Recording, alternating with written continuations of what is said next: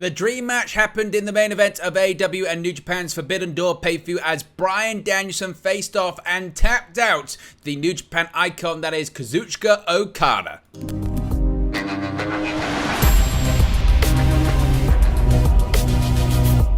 Hey guys, welcome back to Wrestling News 365. Hope everyone is doing very well. And as I mentioned last night, the Forbidden Door main event saw a dream match finally happen as the American Dragon, Bryan Danielson, took on the Rainmaker himself, Kazuchika Okada, AEW versus New Japan Pro Wrestling. And the end of the AEW and New Japan Forbidden Door pay-per-view was shocking to say the least, as AEW star Bryan Danielson forced New Japan Pro Wrestling legends Kazuchika Okada to tap out in the main event. Now, ahead of the high-profile match, Okada was the favourite to actually win the match per the betting odds. Danielson set out to prove the world that he was the best pro wrestler on planet Earth, and he did so by defeating the Rainmaker in the main event in Toronto, Ontario, Canada. Danielson also didn't use the help of the Blackpool Combat Club members to defeat the New Japan Pro Wrestling star in what was the first meeting in the ring between the two stars. Now, earlier on in the day, the other members of the group had lost their match to the Elite, which was a fantastic match at the show. It was Danielson, of course, who challenged Okada to a match at Forbidden Door because he wanted to show that he was the best in the world.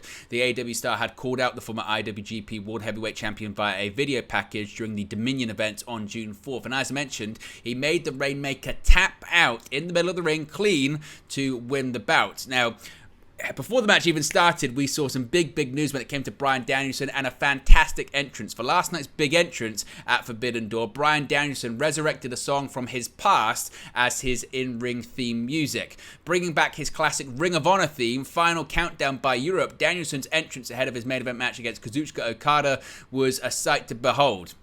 The crowd sung it. It was fantastic. With the Toronto crowd already having witnessed a series of thrilling matches last night throughout the pay-per-view, there was still a massive big fight feel and the excitement headed into the main event. The match certainly lived up to that excitement, and as I mentioned, it was Danielson who walked away with the victory via submission as the Final Countdown played throughout the arena once again, following a nearly 30-minute match to close out the pay-per-view.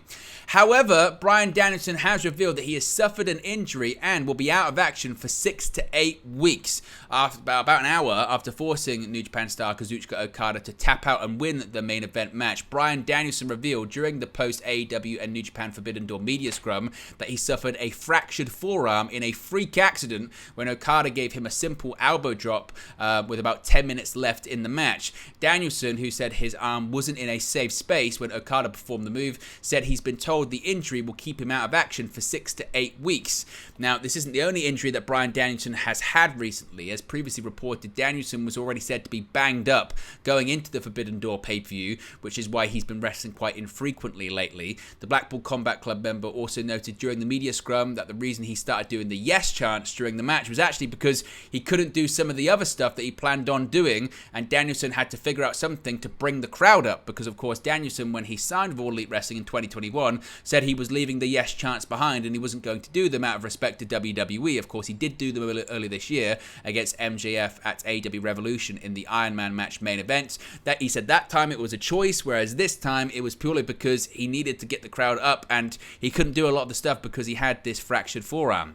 Now, it isn't the first time the American Dragon has suffered injuries around Forbidden Door season. Back in 2022, of course, he missed the show entirely and was replaced by a debuting Claudio Castagnoli against Zack Sabre Jr. Now, to actually tell you what Danielson said during the media scrum after the show, he said, quote, "I was planning on wrestling on Wednesday this week. I don't think that's going to happen because in this specifically, we think I fractured my right forearm with about 10 minutes left to go.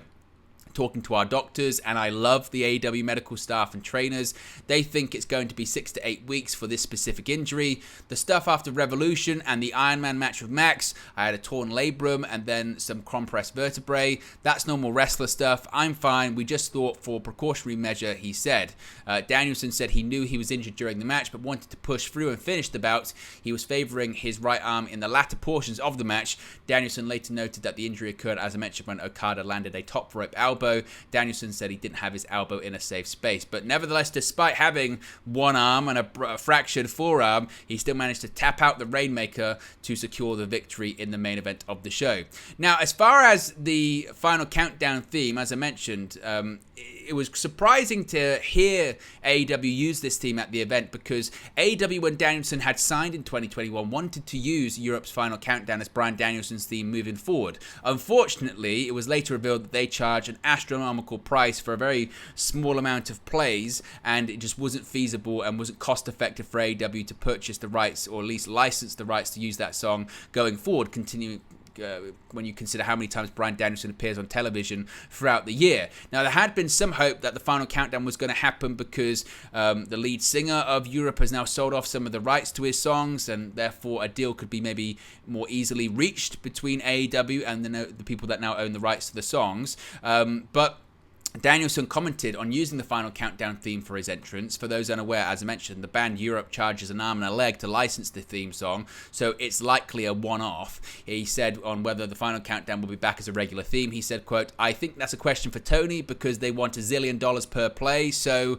I didn't even ask for it, to be honest. Tony came up with the idea. I thought it was really cool, and I was a little bit angry right before I went out there, and then I heard Final Countdown play, and it literally just put a smile on my face. I said it out there at the end of the show, but I legitimately don't think I've heard that song since I last came out to it at Ring of Honor." So again, fantastic stuff there. That the Final Countdown was back. It was certainly a spectacular entrance from Bryan Danielson as well.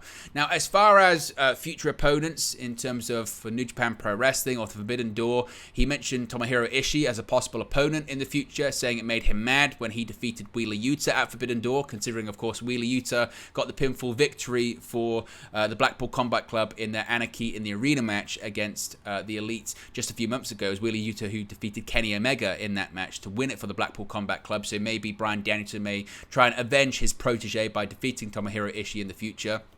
As for going on last in the main event, Danielson actually also revealed that he didn't even want to follow Kenny Omega versus Will Ospreay because he knew how great that match was going to be, but he said he had to put that to one side and had to try and do the best. He and Okada had to do the best that they could in that main event. Of course, very difficult for any match to follow that incredible match. Regarding wrestling in other places, because of course when he came to AEW, he said he wanted to wrestle in New Japan Pro Wrestling. He wanted to wrestle in Seattle as well. Regarding wrestling in other places, right now he said his main focus is AEW and making AEW the best place it can be. He mentioned wanting to work the G1 tournament or for Defy Wrestling, as I mentioned, in Seattle, but he asked himself whether it's worth the risk, considering, again, he's pretty beat up and he's got quite a few injuries, so he said working the G1 Climax across the summer might not be the smartest move for him. When asked if the injury, as I mentioned, that he suffered with about 10 minutes left of the match to go, Danielson was asked if the injury did change the last 10 minutes of the match. Danielson said eventually that it did. He was quite cautious about revealing his secrets, but he said it did change part of the match, hence why he had to do the yes chance, because there were certain things that he couldn't do because he was working with one arm essentially. Now, when asked about All In later on this year, of course people are talking about 6 to 8 weeks. Does that mean you're going to be okay for All In? Which he'll be fine for All In. He should make that event with no issues. When asked about possible opponents for the show at Wembley Stadium, he praised Zack Sabre Jr. and Will Ospreay, but he also mentioned a ton of other people in AEW that he hasn't faced off against, such as Darby Allin, Orange Cassidy and Pac. He also said that a second match with Omega hasn't taken place yet either. So essentially he was saying there are plenty of opponents I still could face, possibly even Okada again. So he hasn't really given too much away when it comes to that. But there you go, guys. That was the Dream Match main event. What did you think of Bryan Danielson versus Kazuchika Okada? What did you think of Bryan Danielson winning by submission? Let me know your thoughts in the comment section below, and I'll speak to you again very, very soon. Hey guys, thank you for watching, listening, streaming, or however you come across this video today. Be sure to click on the video on the right there to watch our next video, or click the bottom there to subscribe, or the bottom right hand corner. Thank you very much, and I'll speak to you again very soon.